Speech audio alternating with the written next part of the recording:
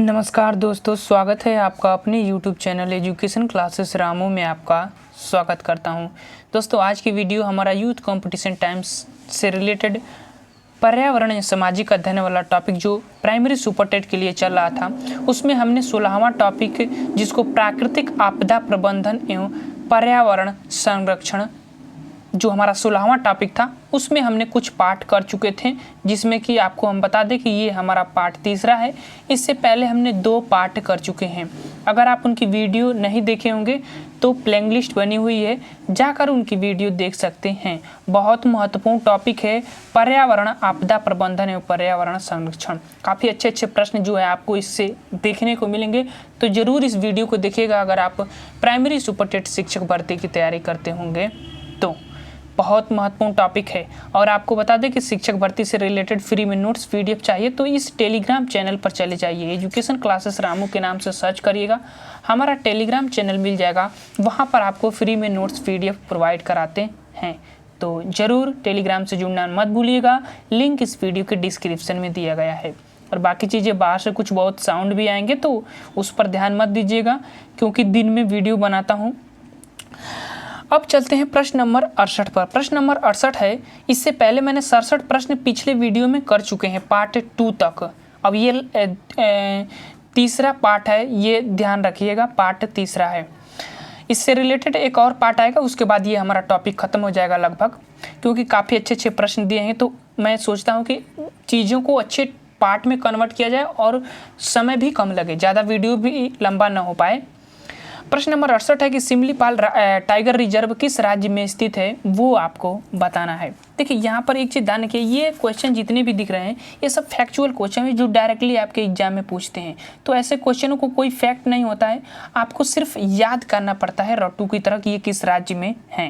प्रश्न नंबर 68 का जो हमारा उत्तर होगा वो हो जाएगा डी वाला, उड़ीसा सिमलीपाल में स्थित है। डी वाला विकल्प इसका सही हो जाएगा प्रश्न नंबर 68 का। आगे चलते हैं। प्रश्न नंबर 69 है कि कौन सा उद्यान बांग्लादेश के साथ भी अपनी सीमाओं को साझा करता है। मैंने पिछले भी पार्ट में बात किया था और इसमें भी ये प्रश्न दे दिया गया है। तो ए वाला विकल्प सुंदरवन टाइगर रिजर्व जो है, राष्ट्रीय उद्यान जो है, ये जो है पश्चिम बंगाल में भी है और बांग्लादेश की सीमा में भी साझा करता है। तो एक अंतर्राष्ट्रीय सीमा साझा कर चुका है ये। प्रश्न नंबर 70, दांडे वन्यजीव अभ्यारण्य किस राज्य में स्थित है। तो ये भी जो है कर्नाटक में स्थित है। डी वाला विकल्प इसका सही हो जाएगा। फेमस है कर्नाटक का, तो ध्यान रखिएगा। प्रश्न नंबर 71, बांदीपुरम राष्ट्रीय उद्यान किस राज्य में स्थित है, वो आपको बताना है। प्रश्न नंबर 71 का किस राज्य में स्थित है, तो ये जो है कर्नाटक राज्य में स्थित है। सी वाला विकल्प इसका सही हो जाएगा, बांदीपुरम राष्ट्रीय उद्यान 71 का। आगे चलते हैं। प्रश्न नंबर 72, किस राज्य में मानस टाइगर रिजर्व स्थित है, तो ये असम में स्थित है। ये ध्यान रखिएगा, सी वाला विकल्प इसका सही हो जाएगा। बाकी चीज़ें जितने भी भारत के राष्ट्रीय उद्यान है, टाइगर रिजर्व हैं, उन सब की जो एक जगह इंक्लूड किया हुआ फोटो जो है आपको हमारे टेलीग्राम पर मिल जाएगा। तो टेलीग्राम पर जाना मत भूलिएगा, वहाँ पर मैं शेयर कर दूंगा। ये चीज़ ध्यान रखिएगा, सभी एक जगह रहेंगे, जितने भी टाइगर रिजर्व हैं, जितने भी जैव मंडल रिजर्व क्षेत्र हैं भारत में कितने जैव मंडल रिजर्व क्षेत्र हैं, 18 हैं, ध्यान रखिएगा। नीलगिरी प्रथम है, उसके बाद लास्ट में पन्ना है जो मध्य प्रदेश का, वो उसको क्या कहते हैं, जीव मंडल रिजर्व क्षेत्र उसको कहते हैं। तो वो चीज़ है, 18 संख्या इनकी, ध्यान रखिएगा। उन सब की फोटो मैं अपने टेलीग्राम पर शेयर कर दूंगा, जरूर जाइएगा हमारे टेलीग्राम पर। प्रश्न नंबर 73 है कि बांधवगढ़ राष्ट्रीय उद्यान किस राज्य में स्थित है, वो आपको बताना है। प्रश्न नंबर 73 का किस राज्य में स्थित है, तो मध्य प्रदेश में स्थित है। डी वाला विकल्प सही हो जाएगा। और बांध भी कहाँ पर बांधा जाता है, मध्य में ही किसी भी चीज़ को, तो डी वाला विकल्प इसका सही हो जाएगा। प्रश्न नंबर 74 है कि दाचिंग ग्राम राष्ट्रीय उद्यान, ये तो आपको पता होगा, हिम तेंदुआ के लिए फेमस है, जम्मू कश्मीर में है। सी वाला विकल्प इसका सही हो जाएगा 74 का। आगे चलते हैं, कुछ और पॉइंट है, देख लीजिए। दाचिंग ग्राम जम्मू कश्मीर, राजाजी उत्तराखंड, डंपा मिजोरम और पीन वैली हिमाचल प्रदेश में है। ये चीज़ें ध्यान रखिएगा इसका। आगे चलते हैं। प्रश्न नंबर 75 है कि कंवल टाइगर रिजर्व किस राज्य में स्थित है। 75 का कौन सा राज्य में स्थित है, तो ये तेलंगाना में स्थित है। बी वाला विकल्प इसका सही हो जाएगा, तेलंगाना में 75 का। आगे चलते हैं। प्रश्न नंबर 76 है कि कान्हा टाइगर रिजर्व किस राज्य में स्थित है। वो आपको बताना है प्रश्न नंबर 76 का। कान्हा टाइगर रिजर्व, तो ये मध्य प्रदेश में स्थित है। डी वाला विकल्प इसका सही हो जाएगा 76 का। आगे चलते हैं प्रश्न नंबर 77 कि WWF का आशय क्या होता है, मतलब फुल फॉर्म इसका क्या होता है वो आपको बताना है प्रश्न नंबर 77 का। इसका जो विकल्प सही होगा वो होगा हमारा सी वाला, वर्ल्ड वाइल्ड लाइफ फंड जो है इसका विकल्प हमारा सही हो जाएगा प्रश्न नंबर 77 का। आगे चलते हैं प्रश्न नंबर 78। प्रश्न नंबर 78 कह रहा है कि संकट ग्रस्त दैत्याकार पांडा, ये चीन की राष्ट्रीय जीव में काफ़ी फेमस है दैत्याकार पांडा। ये कहाँ पाया जाता है, देखिए मैं उत्तर भी बता दिया, सी में पाया जाता है। 78 का सी वाला विकल्प जो है सही हो जाए इनका।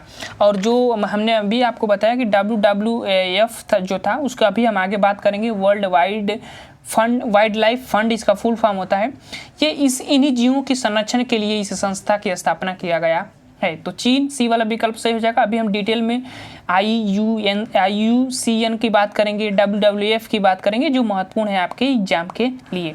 उसकी बात करेंगे कहाँ उसकी संस्था है, उसका मुख्यालय कहाँ है, उसको भी बात करेंगे। प्रश्न नंबर 79 निम्नलिखित में से किसमें सर्वाधिक जैव विविधता पाई जाती है। तो कहाँ पर सर्वाधिक जैव विविधता पाई जाती है, ये जो है पृथ्वी के क्षेत्र होते हैं, जैसे उष्ण कटिबंधीय क्षेत्र, कटिबंधीय क्षेत्र, शीतोष्ण क्षेत्र। तो ऐसे कई क्षेत्र हैं विश्व में, अलग अलग स्थान है, उनकी जैविक विविधताएं अलग अलग हैं।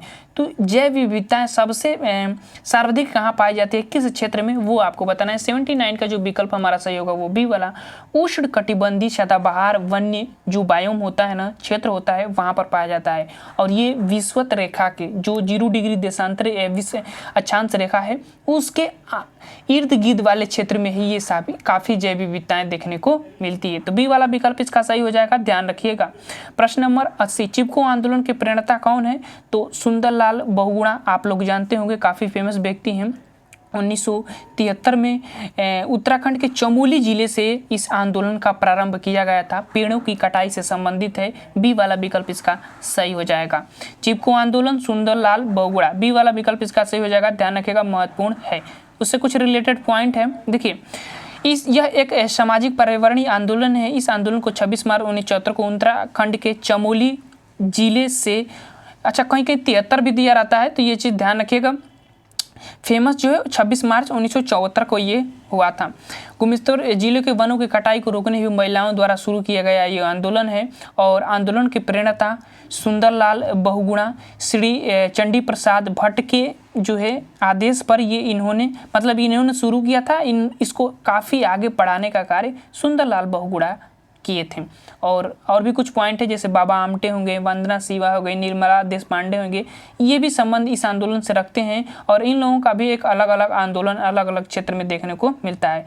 श्री बहुगुणा जी को टिहरी बांध आंदोलन के लिए जनक के रूप में भी जाना जाता है। दरअसल हुआ क्या था कि टिहरी बांध जो बन रहा था, तो जब भी किसी क्षेत्र में बांध बनता है नदी पर, तो वहाँ की जो पर्यावरण क्षेत्र होते हैं उन पर काफ़ी नुकसान पड़ता है। तो उसी को रोकने के लिए आंदोलन इन्होंने चलाया था श्री बहुगुणा जी, तो उसके जनक आप कहे जाते हैं, ध्यान रखिएगा। जैसे कि अब देख ही लेते हैं कि कुछ महत्वपूर्ण आंदोलन। देखिए चिपको आंदोलन की शुरुआत 1973 में हुई थी। गढ़वाल हिमाचल प्रदेश हिमालय के उत्तराखंड के क्षेत्र में पड़ता है स्थिति, मतलब इस क्षेत्र में इसका प्रभाव देखने को मिला। और गौरी देवी वृक्षों की कटाई पर रोक, चंडी प्रसाद हेतु आंदोलन प्रारंभ किए थे और सुंदरलाल बहुगुणा इसको आगे बढ़ाने का कार्य किए थे। ये पॉइंट है, ध्यान रखिएगा, सन 1973। दूसरा पॉइंट है कि शांति घाटी परियोजना 1978 में आई थी, केरल के पलवक्कम में चला था। और सुथा कुमारी जो है इससे रिलेटेड है। केरल की शांत घाटी की बहुमूल्य वन संपदा के क्षेत्र में आ रही थी। इससे रिलेटेड जल विद्युत परियोजनाओं का निर्माण हुआ था, जिससे उस पर्यावरण को काफ़ी नुकसान हो रहा था। उसी की अस्वीकृति के लिए 1974 में जो है इस स्वीकृति, जिसके कारण 1974 में जो ये योजनाएं आई थी उसको सरकार ने स्वीकार कर दिया, रद्द कर दिया, जिससे कि शांत घाटी की परियोजनाएं थी उसको नुकसान न हो, पर्यावरण क्षेत्र जो था उसको नुकसान न हो। बस इतना ध्यान रखिएगा। 1974 में सुगाथा कुमारी से रिलेटेड है, केरल की शांत घाटी में इस आंदोलन को चलाया गया था। उससे रिलेटेड है कि जो शांत घाटी क्षेत्र है ना, वहाँ पर काफ़ी जैव विविधताएं वाला क्षेत्र देखने को मिलता है, तो उसी को नुकसान न हो इसके लिए चलाया गया था। तीसरा पॉइंट, जंगल बचाओ आंदोलन 1980 में बिहार की शिवभूमि से चलाई गई थी। यह मूलतः एक आदिवासी जंगलों का संरक्षण वन क्षेत्र को बढ़ावा देने के लिए चलाया गया था। आगे चलते हैं। नवदन्या आंदोलन काफ़ी फेमस है। नवदन्या आंदोलन 1982 में चलाया गया था। दून घाटी से रिलेटेड है, वंदना शिवा इनसे रिलेटेड है और यह आंदोलन जैव विविधता संरक्षण और जैव खेती का प्रवर्तक माना जाता है। तो सभी चीज़ें पर्यावरण से रिलेटेड हैं, तो उन्हीं चीज़ों की बचाने की बात होगी। विकास विकल्प आंदोलन यह संपूर्ण उत्तर भारत में चलाया गया था अशोक खोसला के द्वारा और जन केंद्रित विकास पुष्कीय राजनीतिक व पर्यावरण 1983 प्रबंधन का पक्षधर रहा। आगे चलते हैं और अगला हमारा छठवां नर्मदा बचाओ आंदोलन, जिसमें मेघा पाटकर और बाबा आमटे काफ़ी फेमस इस आंदोलन से हुए थे। 1985 में चलाया गया था नर्मदा आंदोलन, जो कि नर्मदा आंदोलन इसलिए चलाया गया था कि नर्मदा नदी पर काफ़ी सारे बांध बन रहे थे, जिससे उस क्षेत्र की जो प्राकृतिक क्षतिग्रस्ती ज़्यादा देखने को मिल रही थी, इसीलिए वो चलाए गए थे। और यहाँ से ये भी ध्यान रखिएगा कि इस नर्मदा नदी पर सरदार सरोवर परियोजना काफ़ी फेमस है, तो ये भी आप लोगों को ध्यान रखना है। अच्छा, ट्रिक जोड़ लीजिए। सरदार नरम स्वभाव के होते हैं, तो सरदार नरम स्वभाव के होते हैं तो नर्मदा नदी। तो पूछेगा कि सरदार सरोवर परियोजना किस नदी पर है, तो नर्मदा नदी पर है। आगे चलते हैं। तरुण भारत राजस्थान में 1985 में चलाया गया था राजेंद्र सिंह के द्वारा, काफ़ी फेमस है। तरुण भारत संघ राजस्थान में जल समस्या उपबंध पर यह आंदोलन केंद्रित है। इसमें जल के परंपरागत स्रोतों का पुनरुद्धार व जल संचयन को महत्व जन जन तक पहुंचाने के लिए चलाया गया था। तो तरुण भारत, अच्छा, इसी आंदोलन के तहत तरुण भारत एक परियोजना राजस्थान सरकार की तरफ से आई गई थी और उस राज्य में जितनी भी बावड़ियाँ थी, जितनी भी मतलब बावड़ियाँ का मतलब जितने भी पोखरे थे, उन सभी की साफ सफाई कराई गई थी और फिर से उसमें जो है पानी इकट्ठा करने की व्यवस्था की गई थी, ताकि वहाँ के जीव जंतु जो है अपने पानी पीते रहे, क्योंकि वहाँ पर ज़्यादा पानी की कमी होती है। तो उन चीज़ों के लिए चलाया गया था। प्रश्न पॉइंट आता है कि पश्चिमी घाट बचाओ आंदोलन जो है पश्चिमी घाट पर गोवा में और कुमारी कैलाश मल्होत्रा द्वारा ये चलाया गया था। यह 80 के दशक का सशक्त आंदोलन माना जाता है। 1980 के दशक का संरक्षण बड़े बांधों का विरोध और विकास के वैकल्पिक नीति के पक्षधर थे। मतलब बांधों से इन लोगों ने काफ़ी पर्यावरण को नुकसान होता था, तो उसी वजह से अब कंट्रैक्शन किसी भी बांध में चला गया तो वहाँ पर कुछ तोड़-फोड़ होगी, फिर पानी इकट्ठा होगा तो वहाँ के पर्यावरण के जीव जंतु जो नुकसान होगा, तो वो बहुत सी नुकसान उस पर देखा जाता है बाढ़ के समय। प्रश्न नंबर 81 कि भारत में प्रोजेक्ट टाइगर की शुरुआत कब की गई थी? बहुत महत्वपूर्ण प्रश्न है।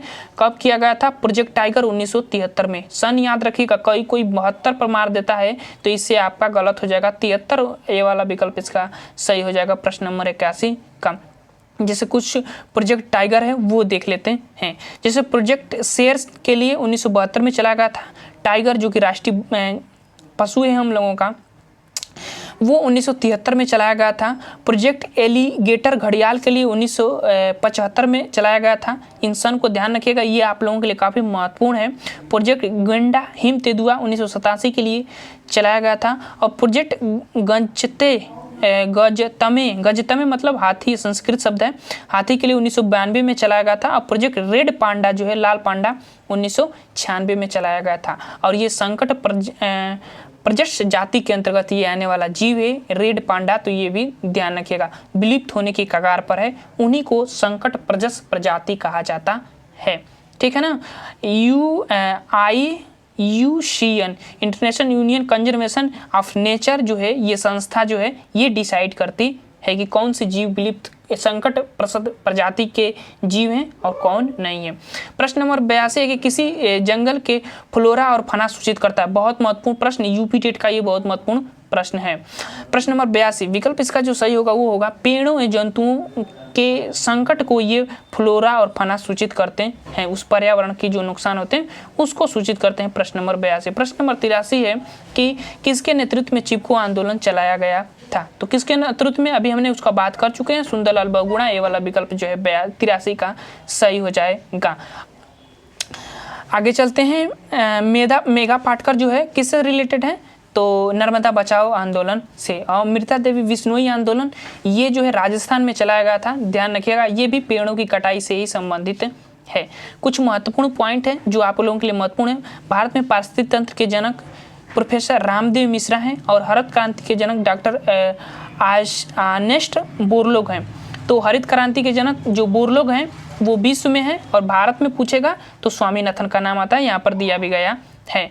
चिपको आंदोलन के प्रेरता सुंदरलाल बहुगुणा। अच्छा, चंडी प्रसाद भट्ट का भी नाम आता है, तो ये भी ध्यान रखिएगा। भारत का जल पुरुष डॉक्टर राजेंद्र सिंह को कहते हैं, और डॉक्टर वर्डमैन पक्षी वैज्ञानिक सलीम अलीम को कहा जाता है। और शेर किनको कहा जाता है, तो कैलाश सांखला को कहा जाता है, ध्यान रखिएगा। भारत का टाइगर कहा जाता है उनको। बर्डमैन हो गया। हरित क्रांति के जनक भारत में स्वामीनाथन, और अपिको आंदोलन के प्रेरणाता पांडुरंग हेगड़े हैं, ये चीज ध्यान रखिएगा। अपिको आंदोलन के प्रेरणाता है पांडुरंग हेगड़े, ये भी पर्यावरण से ही रिलेटेड है। नर्मदा बचाओ आंदोलन मेढा पारकर और बाबा आमटे, ये भी ध्यान रखिएगा। 1989 में ये चलाया गया था नर्मदा बचाओ आंदोलन।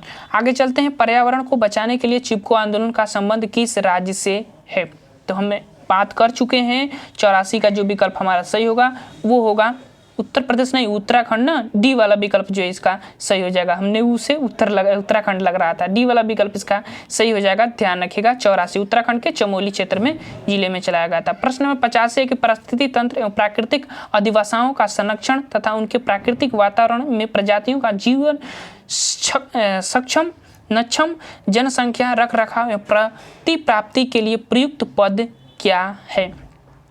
अच्छा, ये चीज पहले प्रश्न को ध्यान से पढ़ेगा। पारिस्थितिकी तंत्र पर्यावरण अधिवासों का संरक्षण तथा उनके प्राकृतिक वातावरण में प्रजातियों का जीवन सक्षम जनसंख्या का रख रखाव प्रतिप्राप्ति के लिए प्रयुक्त पद क्या शब्द प्रयुक्त किया जाता है इसमें से विकल्प में से।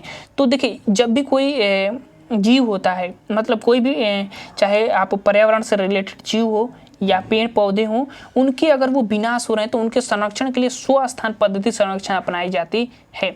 इसमें क्या होता है कि मान लीजिए कि यहाँ पेड़ उगा और वहाँ पर उसको वो पेड़ को जो है हानि पहुँचा रही है, वो विलुप्त हो रहा है, तो वहाँ से उस पेड़ को हटाकर उसी क्षेत्र में दूसरे स्थान पर उसको संरक्षित किया जाता है, उसी को स्वस्थान संरक्षण पद्धति कहते हैं। बी वाला विकल्प 85 का सही हो जाएगा। बहुत अच्छा प्रश्न है, ध्यान रखिएगा।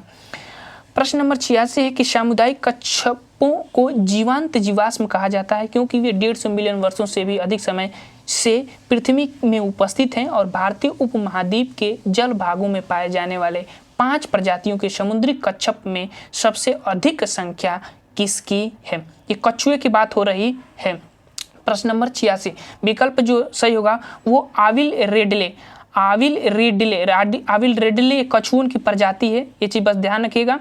और ये पर्यावरण के लिए काफी लाभदायक है, आविल रेडले सूचित करता है, तो सी वाला विकल्प सही हो जाए इनका। बस बहुत महत्वपूर्ण प्रश्न है, ध्यान रखिएगा। कछुओं की प्रजाति है और लगभग इन लोगों का जीवन काल तो सबसे ज्यादा होता है कछुओं को। आविल रेडले जो कि प्रजाति है कछुओं की, काफी संख्याएं पाई जाती है इसकी, और ये पर्यावरण के सूचक भी कछुए हैं, तो ध्यान रखिए। 87 अंतर्राष्ट्रीय स्तर पर वन्य जीवों की सुरक्षा हेतु कार्य करती है कौन सी संस्था, तो मैंने अभी बताया कि IUCN international union conservation of nature, ये जो है संस्था कार्य करती है। स्विट्जरलैंड के ग्लांड्स में इसकी स्थापना हुआ था, ये वाला विकल्प इसका सही हो जाएगा। चलिए यहाँ देख लेते हैं। मुख्यालय मार्गस स्विट्जरलैंड में है और international union for conservation of nature जो है इसका ये संस्था का पूरा नाम है। 1948 में ये संस्था जो है प्रयोग में लाई गई थी। आगे चलते हैं। प्रश्न नंबर 88 संरक्षण या विनाश पुस्तक के लेखक कौन है। बहुत महत्वपूर्ण प्रश्न, यूपी टेट का तो ये बहुत महत्वपूर्ण प्रश्न है। संरक्षण और विनाश पुस्तक के लेखक कौन है, सरला बहन है, ये वाला विकल्प सही हो जाएगा, ध्यान रखिएगा, सरला बहन। आगे चलते हैं और अगला हमारा प्रश्न क्या दिया है, देखिए संरक्षण और विनाश पुस्तक लेकर सरला बहन है, ये पर्यावरण संरक्षण से संबंधित है। प्रश्न नंबर 89 है कि पर्यावरण वन मंत्रालय भारत सरकार द्वारा पर्यावरण के क्षेत्र में दिया जाने वाला पुरस्कार है कौन सा, इसमें से पर्यावरण के क्षेत्र में दिया जाने वाला पुरस्कार है वो आपको बताना है। तो वृक्ष मित्र जो पुरस्कार है वो पर्यावरण के क्षेत्र में दिया जाता है, डी वाला विकल्प जो है इसका सही हो जाएगा। आगे चलते हैं, इससे रिलेटेड पॉइंट जैसे पर्यावरण एवं वन मंत्रालय भारत सरकार द्वारा इंदिरा प्रियदर्शनी वृक्ष मित्र पुरस्कार प्रदान किया जाता है। यह पुरस्कार ऐसे व्यक्ति तथा संस्था को दिया जाता है जो वनीकरण को बढ़ावा देती है, मतलब वनों को बढ़ावा देने में योगदान करती है। प्रश्न नंबर 90 कि अभ्यारण्य का संबंध निम्न से किससे है। ऑप्शन 2 आपके सामने दिख रहे हैं, बाकी ऑप्शन पीछे। अभ्यारण्य का संबंध किससे है। चलिए, वन्य जीव या डॉल्फिन अनुसंधान डॉल्फिन संरक्षण किससे संबंधित है, तो वन्य जीवों के संरक्षण से जो है अभ्यारण्य का संबंध होता है। सी वाला विकल्प इसका सही हो जाएगा। प्रश्न नंबर 91 सुश्री मेधा पाटेकर का संबंध निम्न में से किससे है। तो इन्होंने क्या किया था, प्रश्न नंबर 91 जो है मेधा पाटेकर का मैंने अभी नाम बताया, पाटेकर है। इन्होंने नर्मदा बचाओ आंदोलन में काफ़ी इनका योगदान था, बाबा आमटे और मेघा पाटेकर का। तो जो विकल्प हमारा सही होगा पर्यावरण संरक्षण, तो 91 का हमारा सी वाला विकल्प मिल गया, सही हो जाएगा। प्रश्न नंबर आगे चलते हैं। मेघा पाटेकर का प्रसिद्ध सामाजिक कार्यकर्ता एवं पर्यावरणविद हैं। इनका जन्म 1954 में मुंबई में हुआ था। मेघा पाटेकर नर्मदा बचाओ आंदोलन की स्थापना की थी। आगे चलते हैं। 92 प्रश्न पौधे और जंतु की संकटग्रस्त प्रजातियों को प्रदर्शित करने के लिए IUCN इंटरनेशनल यूनियन कंजर्वेशन, ये international union for conservation of nature पुस्तक ये संस्था है, इसका फुल फॉर्म ध्यान रखिएगा। और ये क्या करती है कि रेड डाटा बुक का जो है निर्माण करती है। तो बी वाला विकल्प इसका सही हो जाएगा।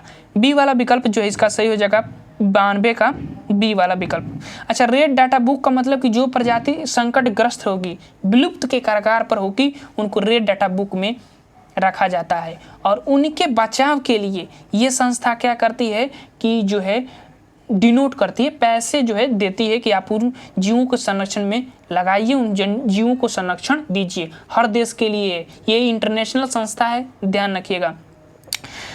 प्रश्न नंबर 93 की वन्य जीव संरक्षण पर निम्नलिखित में से कौन सा असरकारी संघ NGO समर्पित है। तो कौन सा संघ समर्पित है, तो WWF एक नेचर है भारत के लिए। NGO क्या करती है ना कि ये कोई भी पर्यावरण से रिलेटेड मामला होता है ना, तो उसको जल्द से जल्द निपटारा करने का कार्य करती है ताकि उस पर निर्णय लिया जाए। बस इतना समझिएगा, NGO, ठीक है ना। आगे चलते हैं। प्रश्न नंबर 94 एक अध्यापक मेधा पाटेकर और अमृता देवी बिश्नोई के योगदान पर बोल रहा है, क्योंकि ये दोनों का संबंध जल संरक्षण के आंदोलन से, दोनों महिलाएं सशक्तिकरण आंदोलन से संबंधित है। दोनों के आंदोलन पर्यावरण मुद्दे पर हैं और दोनों के ने चिपको आंदोलन को आगे बढ़ाया है। कौन सा विकल्प प्रश्न नंबर 94 का सही होगा, तो वो होगा ये दोनों आंदोलन जो है पर्यावरण मुद्दों से संबंधित है। दोनों व्यक्ति, मैंने बताया ना कि अमृता देवी बिश्नोई कहाँ चलाया गया था, तो राजस्थान में चलाया गया था, और मेघा पाटेकर नर्मदा आंदोलन से, तो पर्यावरण मुद्दों से रिलेटेड हैं। सी वाला विकल्प इसका सही हो जाएगा। वही बात यहाँ पर कहा गया है कि मेघा पाटेकर एक प्रसिद्ध पर्यावरणीयविद हैं जिन्होंने नर्मदा बचाओ आंदोलन की शुरुआत की। मेघा पाटेकर भी उसी से संबंधित है और बाबा आमटे भी। अमृता देवी बिश्नोई भी पर्यावरण बचाओ के लिए पेड़ों को न काटने का अभियान चलाया था। इन्होंने दोनों यह चलाया गया आंदोलन पर्यावरण से संबंधित अध्यापक इन दोनों के योगदान में पर्यावरण वार्तालाप के जरिए पर्यावरणीय मुद्दों की जानकारी दे रहे हैं। तो सी वाला विकल्प सही हो जाएगा। प्रश्न नंबर 95 का उत्तर डी वाला हो जाएगा। ये सभी अब रेड डाटा बुक में सम्मिलित होते हैं। तो कौन कौन से विलुप्त हो रहे जीव, सुभेद जीव, आपत्तिग्रस्त जीव, जितने भी जीव होते हैं ये रेड डाटा बुक में सम्मिलित किए जाते हैं। IUCN एक अंतर्राष्ट्रीय संस्था है जो विलुप्त हो रहे जीव, सुभेद जीव, आपत्तिग्रस्त जीव, आपादपों से संबंधित रेड डाटा बुक जारी होता है। इन पुस्तकों में क्रांतिक रूप से संकटग्रस्त जीवों को गुलाबी पृष्ठों पर दर्शाया जाता है और जैसे हो कोई जीव पर्याप्त संख्या में वृद्धि कर लेता है तो उसको हरे पृष्ठ पर स्थानांतरित कर दिया जाता है। मतलब कोई भी जीव संकटग्रस्त है तो उसको पहले तो गुलाबी पृष्ठ पर प्रदर्शित किया जाएगा, उसके बाद जैसे उनकी संख्या बढ़ जाएगी, उनका संरक्षण हो जाएगा तो उनको हरा पृष्ठ पर प्रदर्शित किया जाता है IUCN के द्वारा। स्विट्जरलैंड में इसकी स्थापना हुई थी, ये भी ध्यान रखिएगा। आगे चलते हैं। प्रश्न नंबर 96 है कि जब ध्रुव में भूमध्य रेखा की ओर बढ़ते हैं तब जैव विविधता क्या होती है। जब हम ध्रुवों से भूमध्य रेखा की तरफ बढ़ते हैं तो आपको पता होगा कि ये ध्रुव है और ये भूमध्य रेखा है। तो जब इधर से आप इधर आते हैं तो जैव विविधता पर क्या प्रभाव पड़ता है वो आपको बताना है प्रश्न नंबर 96 का। विकल्प जो हमारा सही होगा वो होगा यहाँ पर ए वाला, बढ़ता है, क्योंकि जैव विविधता मैंने अभी आपको बताया था कि जो विषुवत रेखा वाला क्षेत्र होता है वहाँ पर सबसे ज़्यादा देखने को मिलती है। तो आप एब्सोल्युटली ही हमारा पहला विकल्प इसका सही हो जाएगा 96 का। प्रश्न नंबर 97 कि सामाजिक वानिकी का उद्देश्य है, क्या उद्देश्य है वो बताना है प्रश्न नंबर 97 का। तो ये जो है पर्यावरण, सामाजिक और ग्रामीण विकास में मदद के उद्देश्य से वनों का प्रबंधन करती है। तो पर्यावरण से रिलेटेड है, 97 का ये वाला विकल्प हमारा सही हो जाएगा। आगे चलते हैं और 98 प्रश्न इस वीडियो का लास्ट प्रश्न होगा। इसके बाद भी एक पार्ट आएगा, ध्यान रखिएगा, उसमें भी और फैक्ट दिए गए हैं तो उसको हम उस पार्ट में कवर कर देंगे। 98 प्रश्न है कि चिपको आंदोलन की जनक गौरी देवी द्वारा चिपको आंदोलन किस गाँव में प्रारंभ किया गया था। अब यहाँ गांव से रिलेटेड है तब गौरी देवी का नाम आ रहा है, क्योंकि ये चिपको आंदोलन से संबंधित है। किस गांव में शुरू किया गया था, तो रेवड़ी गांव जो था वहां पर ये शुरू किया गया था। व्याख्या देख लेते हैं, समझ में आ जाएगा। चिपको आंदोलन पेड़ों की कटाई को रोकने के लिए किया गया एक महत्वपूर्ण आंदोलन था। चिपको आंदोलन की जनक गौरी देवी ने 26 मार्च 1974 में उत्तराखंड के रेवड़ी गांव में अपनाया आंदोलन प्रारंभ की। इस आंदोलन का कारण उत्तराखंड में रेवड़ी गांव में जंगल में लगभग 2500 पेड़ों की कटाई की नीलामी थी। गौरा देवी और अन्य महिलाओं ने नीलामी के खिलाफ विरोध किया। ठेकेदार और सरकार के निर्माण में बदलाव न आने पर महिलाओं ने पेड़ों को पकड़कर खड़ी हो गई, जिससे गौरी देवी ने समेत 21 महिलाएं थीं। अंत में वन्य जीव अधिकारियों ने गौरा देवी की बात मान ली और रेवड़ी गांव का जंगल नहीं काटा। यहीं से आधुनिक चिपको आंदोलन की शुरुआत होती है। तो चिपको आंदोलन की शुरुआत 1974 में उत्तराखंड के रेवड़ी गांव में से शुरू हुआ था और शुरू करने वाली क्या नाम है इनका, गौरी देवी ध्यान रखिएगा। बाकी चीज़ के चिपको आंदोलन से मैंने आपको बताया कि चिपको आंदोलन के प्रेरणाता सुंदरलाल बहुगुणा और चंडी प्रसाद भट्ट जी हैं, तो इनको ध्यान रखिएगा। बाकी चीज़ें आपका प्रश्न के अकॉर्डिंग ही आपको विकल्प चुनना होता है। तो जैसा प्रश्न देगा उसी के अकॉर्डिंग आप चुन लीजिएगा। यहाँ पर प्रश्न पूछा था तो उसी के अकॉर्डिंग जो है हमने चुना रेवड़ी गांव। तो आज का हमारा ये जो 98 प्रश्न तक हमने कर लिए हैं। बाकी जितने भी बचे प्रश्न हैं और कुछ थ्योरेटिकल पार्ट है वो हम अगले पार्ट में कवर कर देंगे। वीडियो पसंद आए तो लाइक शेयर सब्सक्राइब जरूर करिएगा। चलिए दोस्त वीडियो को समाप्त करते हैं। Thank you for watching this video.